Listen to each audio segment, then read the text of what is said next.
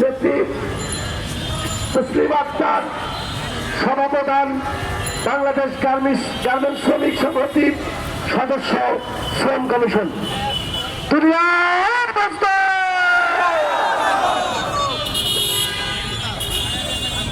প্রিয় বাংলাদেশ দৈনিক মজুরি ভিত্তিক কর্মচারী সমিতির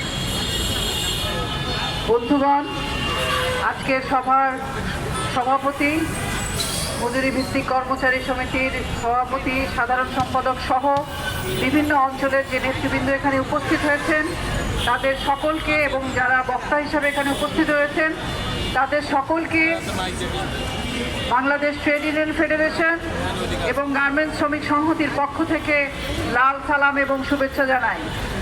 বন্ধুরা, আর কিছুদিন পরেই মে দিবসের 139 বছর পার হতে যাচ্ছে।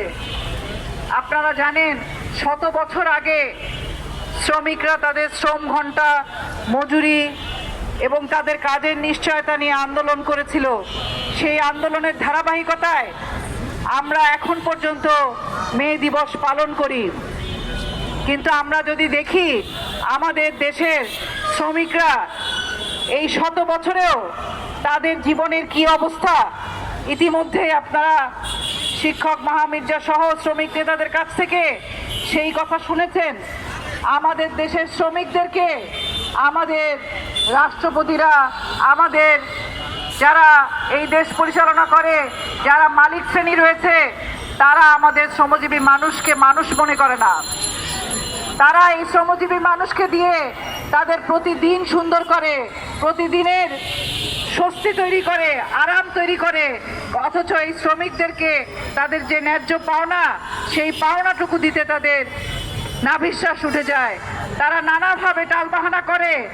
এই ঘটনা আমরা আজকে দেখছি না, গত 17 বছর ধরে যে ফ্যাসিবাদী রাষ্ট্র ছিল সেখানে সবচেয়ে বেশি নিপীড়ন, নির্যাতনের শিকার হয়েছে আমাদের শ্রমিক ভাই বোনেরা।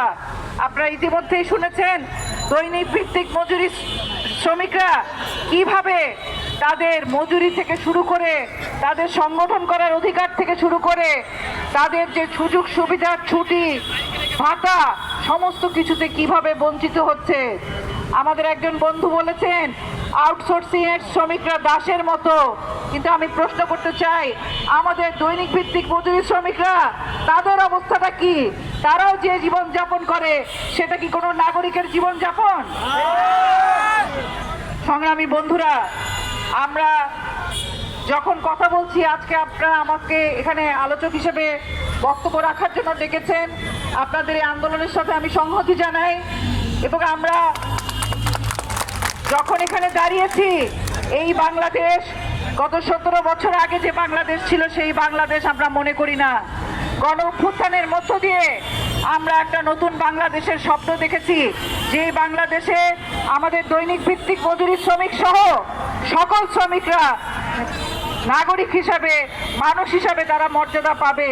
গণ অভ্যুত্থানে হাজারো মানুষ প্রাণ দিয়েছে, তার মধ্যে অধিকাংশই ছিল শ্রমজীবী মানুষ।